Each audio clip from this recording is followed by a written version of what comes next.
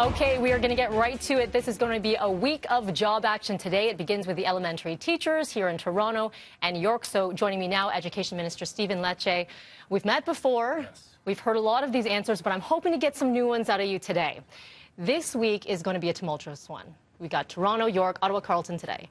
Tomorrow, all the English, all Catholic. And then you've got OSSTF. The list goes on and on and on and on. Is this week any different for you when it comes to negotiations or looking to go back to the table than it was in previous weeks? I think a little bit. I think, first of all, good morning to you and to to the audience watching across Ontario. Look, I think this week is a very difficult one for parents. The fact that so many people's lives are being upended, there's financial costs, there's personal hardship, there's stress being placed on a lot of folks, and I think that's really regrettable. I think what makes this week perhaps a bit different is that so many parents have made so clear that their child should not be in the middle of this debate. And the fact that so many parents have had to scramble for childcare on a last minute's notice, I think does change the dynamic. I think there's a bit of pressure being placed on all the parties, but certainly the unions, to signal that these strikes have impacts on families and they hurt kids. And I really want to make that message clear to them, because I think sometimes they decouple these strikes from the impact. So I think it's important they recognize for so many parents that they have financial hardships at the best of times finding affordable childcare in Toronto. And that was really the driving force behind our Support for Families initiative we launched last week. Which we'll talk about in just a second. But on the flip side, when it comes to the union president, Sam Hammond has said, we feel like we have no choice. We have to walk these lines here now because the quality of education is in our hands. It's in your hands. So no one wants to go walk off the job, of course. Do you see any possible movement? Is there light at the end of the tunnel for any of these unions? Because right now it's just the French language union that's got a date set for next week to talk. Absolutely. I mean, the teacher union leaders do have a choice. They can choose to continue negotiating at the table and focus on getting deals, not on escalating on the backs of our kids. That's a choice they made. They made a commitment not to impact kids, but yet we've seen exams having to be postponed because of strikes, EQAO testing being delayed into the spring. They're having material impacts. Now, with respect to the way forward, I appreciate that for many families in Ontario, they just want a predictable solution. And they deserve one. And I stand with them to achieve that. So we are focused through the negotiator. We've indicated we stand ready to bargain, ready to negotiate each and every day. I've indicated that we've made some pretty significant moves to get a deal.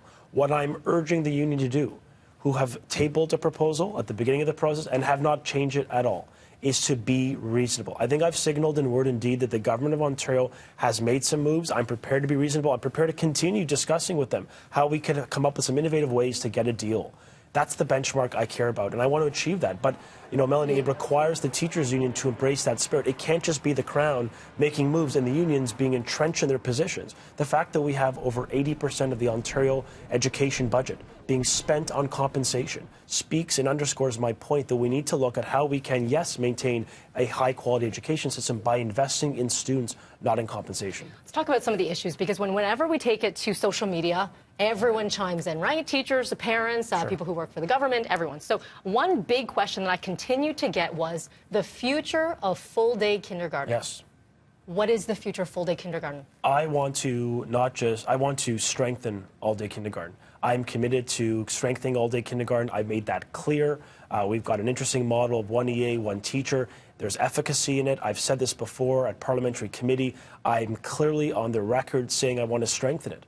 I have skin in the game. I have nieces and family members who are in that system, in the Catholic and public systems in this province. So that is something I've been clear on. When it comes to safety, another issue that's come up with EDFO, and violence in schools, I've been clear. I'm committed to investing in de-escalation training, as I've already announced, for principals, and continue to support teachers so that they could be safe in schools. When it comes to special education, another issue at the table. It is this government, and I'm really proud to say this as a compassionate conservative and someone who believes that every child deserves human dignity, that we are investing more than any government in Ontario history in special ed to help those children with intellectual and developmental disabilities, over $3.1 billion. I doubled as minister, and I came on your show to talk about this, the mental health budget. Personally, we made a $40 million commitment, doubled it from the peak of Liberal spending.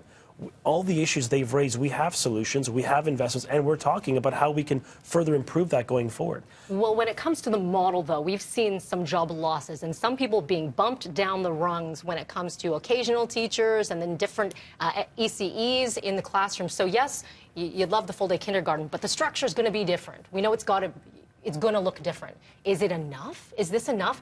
I mean, I'm speaking as a parent as well. I have a son who is in preschool right now. I just did my JK registration, and I'm concerned. I'll be honest. I'm concerned, as many parents are, about what the quality of education will look like down the road. Will he get what he needs, even past this, when you go to high school, when it comes to e-learning, all of this? I know you've spoken about e-learning quite a bit, and when we talk to OSSTF tomorrow, it just doesn't feel like there is enough being done. And I know you've put in a number of things, so I don't want to take away from that. Sure. But I feel like a lot of teachers have said a lot has already been taken away, some's been given back, but why not give a little bit more back for us to be able to do what we need for the future and the growing nature of our future? You know, we have increased education spending by over 50% since 2003. We have over 10% more teachers in the system and less than 1% more students. We're spending 80%, 80 cents to the dollar in education goes to compensation.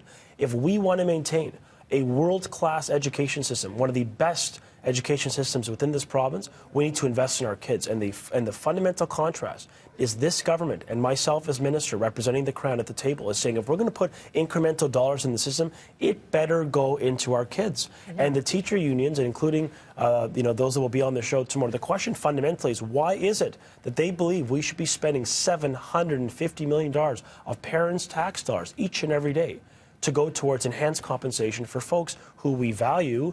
But Melanie, as you know, for OSSTF, make $92,000 a year. We pay them reasonably well. In fact, the second highest in the nation. And I think it's wrong. I think it's morally indefensible to say we're going to continue to go on strike if we don't get a $1.5 billion increase. I've made commitments on the other issues. I've committed it to investment. We've done a lot. And your child and every child in Ontario should have confidence that they're going to be entering a system that's focused on mental health resiliency, on math improvements, on professional development of our educators, and on maintaining the lowest classroom size in the nation for the earliest years. That's the policy of our government, and we feel strongly that the best way forward is to invest in kids, not in comp. We are running short on time, unfortunately, Minister, but I am hoping by the end of this week that there will be some movement. I think we are all hoping that's going to happen. We're just looking at some of the strike action that's going to be rolled out this week. You will come on back when there's development, when there's movement? I certainly will. Okay, and we all hope there is. Thank you for your time. I appreciate it this morning. It is 7:08. We'll continue to follow this story for you throughout the morning as well throughout the week. Steph, we're over to you.